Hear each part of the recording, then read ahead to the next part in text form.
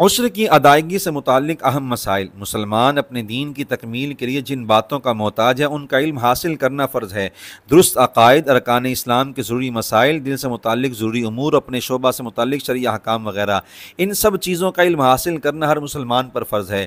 چنانچہ ہر زمیندار شخص پر عشر سے متعلق کم از کم 5 سوالات کے جوابات سیکھنا لازم ہے۔ نمبر 1، کس شخص پر فرض ہے؟ نمبر 2، کس پیداوار کا ادا کرنا ہے؟ نمبر 3، کتنی مقدار میں ادا کرنا ہے؟ نمبر 4، کب ادا کرنا ہے؟ نمبر 5، کس کو دینا ہے؟ عشر کس پر فرض ہے؟ جس مسلمان کو زمین سے پیداوار حاصل ہوئی اس پر عشر ادا کرنا فرض ہے، خواہ وہ بالغ ہو یا نابالغ، عقل سلامت ہو یا نہ ہو، غنی ہو یا تنگ دست یا قرض دار۔ اگر زمین ایک شخص کی ہے اور مزارع اس میں کھیتی کرنے والا کوئی اور ہے تو 2 صورتیں ہیں۔ نمبر 1، اگر مالک یعنی رقم کی صورت میں کرایہ وصول کرتا ہے تو پیداوار کا عشر کھیتی کرنے والے پر ہے۔ نمبر 2، اور اگر مالک پیداوار میں شریک ہے تو دونوں پر اپنے اپنے حصے کی پیداوار کا عشر ادا کرنا لازم ہے۔ اگر کسی شخص نے فصل پھلوں کو پکنے کے بعد بیچ دیا تو عشر بائع کے ذمہ ہوگا۔ تیار ہونے سے پہلے بیچا تو بعض صورتوں میں یہ بیع ناجائز ہوتی ہے، مگر بہر صورت عشر خریدار ادا کرے گا۔ کس پیداوار کا ادا کرنا ہے؟ جس پیداوار سے زمین کا نفع حاصل کرنا مقصود ہو اس کا عشر ادا کرنا لازم ہے، خواہ وہ غلہ ہو جیسے گندم، چاول، جو اور گنا وغیرہ، یا پھل ہوں جیسے خربوزہ، سیب، آم اور امرود وغیرہ، یا سبزیاں ہوں جیسے آلو، ٹماٹر، پیاز، لہسن اور گوبھی وغیرہ، یا کچھ اور۔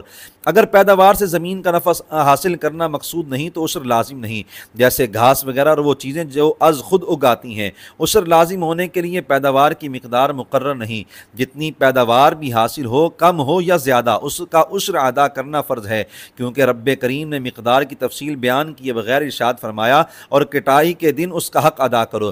نیز عشر میں وقت کی حد بندی بھی نہیں، ایک کھیت کی سال میں 1 سے زیادہ مرتبہ پیداوار ہو تو ہر مرتبہ عشر فرض ہے۔ کتنی مقدار میں ادا کرنا ہے؟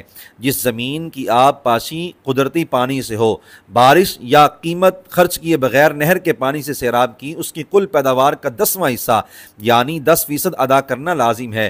اگر آلات کے ذریعے اخراجات کر کے پانی لگایا، مثلا ٹیوب ویل کے ذریعے یا قیمت خرچ کر کے نہر کا پانی لگایا، تو کل پیداوار کا 20واں حصہ یعنی 5% ادا کرنا لازم ہے۔ اگر ایسا ہوا کہ کچھ دن بغیر اخراجات کی آب پاشی کی جبکہ کچھ دن اخراجات کے ساتھ پانی لگایا تو زیادہ دنوں کا اعتبار ہوگا۔ زیادہ دن مفت کا پانی تھا تو عشر یعنی 10واں حصہ فرض ہے، ورنہ نصف عشر یعنی 20واں حصہ۔ سیدنا عبداللہ بن عمر رضی اللہ تعالیٰ عنہما سے روایت ہے کہ رسول اللہ صلی اللہ علیہ وآلہ وسلم نے ارشاد فرمایا، فیما سقط السماء والعیون او کان اثری العشر وما سقی بالنضح نصف العشر، یعنی جو باغ، کھیت بارش سے یا چشموں سے سیراب کیا گیا یا قدرتی طور پر تر رہا یعنی مالک کو پانی کے اخراجات نہیں اٹھانے پڑے، اس میں عشر یعنی 10واں حصہ فرض ہے، اور جن کو پانی حاصل کر کے سیراب کیا گیا ان میں نصف عشر یعنی 20واں حصہ فرض ہے۔ یاد رہے کہ کاشتکاری میں جو مختلف اخراجات ہوتے ہیں جیسا کہ ہل، بیل، بیج، کھاد، کام کرنے والوں کی اجرت اور ٹیکسز، ان سب کو نکالے بغیر کل پیداوار کا عشر یا نصف عشر ادا کرنا لازم ہے۔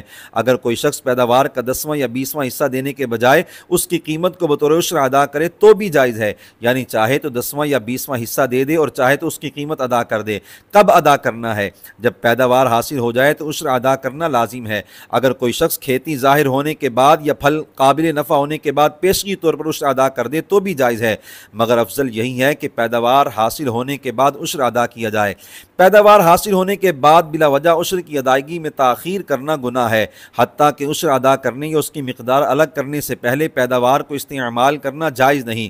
تاہم یہ ارادہ ہو کہ بعد میں تمام پیداوار کو عشر ادا کرے گا تو کھانا حلال ہے۔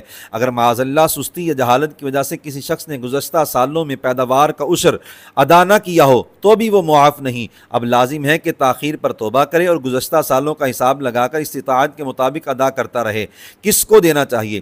عشر حقیقت میں زمین کی پیداوار کی زکوٰۃ ہے، لہٰذا یہ اسے ہی دے سکتے ہیں جسے زکوٰۃ دینا جائز ہے۔ وہ صحیح العقیدہ مسلمان جو بنیادی ضروریات زندگی اور قرض کے علاوہ 612.36 گرام چاندی یا اس کی قیمت کے برابر نقدی یا سامان کا مالک نہ ہو، اسے عشر دینا جائز ہے۔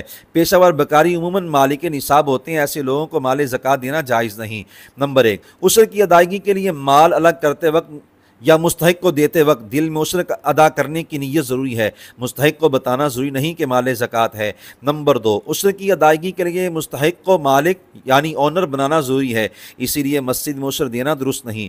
نیز عشر کی رقم سے غریبوں کو واجب الادا قرض یعنی لون دینا یا اسے اس قسم کی رفاہی یعنی ویلفیئر کاموں میں خرچ کرنا جائز نہیں۔ کن کو عشر نہیں دے سکتے؟ اپنے ماں باپ، دادا دادی، نانا نانی یعنی اصول اور اولاد یعنی فروع کو عشر نہیں دے سکتے، بیوی شوہر کو اور شوہر بیوی کو عشر نہیں دے سکتے۔ باقی رشتہ داروں کو عشر دیا جا سکتا ہے، بلکہ مستحق رشتہ داروں کو عشر و زکوٰۃ دینا دوسرے مستحقین کو دینے سے بہتر ہے۔ رسول اللہ صلی اللہ علیہ وآلہ وسلم کے رشتہ داروں یعنی سادات اور دیگر بنو ہاشم کو بھی نہیں دے سکتے۔ زکوٰۃ و عشر کی ادائیگی میں مدارس اہل سنت کو نہیں بھولنا چاہیے۔ مدارس تعاون خدمت خلق بھی ہے اور خدمت دین بھی ہے۔